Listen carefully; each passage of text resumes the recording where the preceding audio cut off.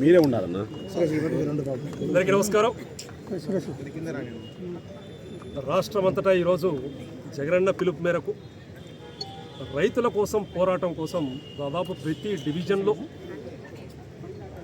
ఇన్ఛార్జీలతో పాటు ఎమ్మెల్యేలతో పాటు మాజీ మంత్రివర్యులు, ముఖ్య నాయకులు, కార్యకర్తలు, రైతు సోదరులందరినీ దగ్గర చేసుకొని వారితో పాటు పోరాటానికి ముందు కదిలింది.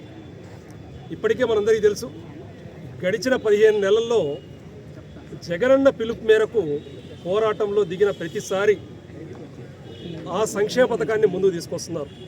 అంటే 2019 నుంచి 24 వరకు 100% సంక్షేమ పథకాలు ముందుకు తీసుకొచ్చి ఈ ప్రభుత్వంలో కూడా ఆ సంక్షేమ పథకాలని అమలు చేయాలి అంటే జగనన్న పోరాటంతోనే అవి అమలవుతూ ఉన్నాయి. ఎంత సిగ్గుచేటు ఒకసారి ఆలోచన చేయండి.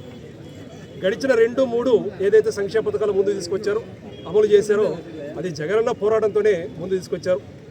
ఒక్కసారి రైతులందరూ ఆలోచన చేయాలి. మీడియా మిత్రులు ఎవరైతే ఉన్నారో వారు కూడా ఒకసారి ఆలోచన చేయాలి.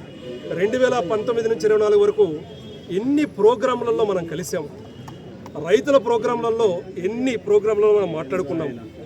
ప్రతి సంవత్సరము రైతు భరోసా కేంద్రం దగ్గర నుంచి ఇన్సూరెన్స్ వరకు ఎన్నిసార్లు మాట్లాడుకున్నాం. ఒక్క మండలం, పొదిలి మండలం నాకు గుర్తుంది, దాదాపు 57 కోట్లు ఇన్సూరెన్స్ కానీ ఇన్పుట్ సబ్సిడీ కానీ ఒక్క మండలానికే 57 కోట్ల పైన ఇవ్వడం జరిగింది. ఈరోజు 5 సంవత్సరం. ఈరోజు ఒక్కసారి రైతులందరూ గమనించాలి, మీ మండలంలో ఏ ఒక్క రోజైనా మీరు రైతు సదస్సుకు వెళ్ళారా? ఇన్పుట్ సబ్సిడీ తీసుకోవడానికి వెళ్ళారా? ఇన్సూరెన్స్ తీసుకోవడానికి వెళ్ళారా? నిష్పక్షపాతంగా మీ దగ్గరికి యూరియా కానీ విత్తనాలు కానీ పంపిణీ చేస్తారా? రైతు భరోసా కేంద్రం ఏర్పాటు చేసి దేశం మొత్తం గర్వించదగ్గ విధంగా మన రాష్ట్రానికి వచ్చి మిగతా రాష్ట్రాలు అందరూ రైతు భరోసా కేంద్రం ఏ విధంగా అమలు చేశారని తెలుసుకొని వెళ్తూ ఉన్నారు. గడిచిన 5 సంవత్సరాల్లో మన దగ్గరికి వచ్చి తెలుసుకొని వెళ్ళిన ఎత్తు ఒకటి, ఈరోజు రైతు భరోసా కేంద్రాలనే తీసేస్తున్న ఎత్తు ఒకటి.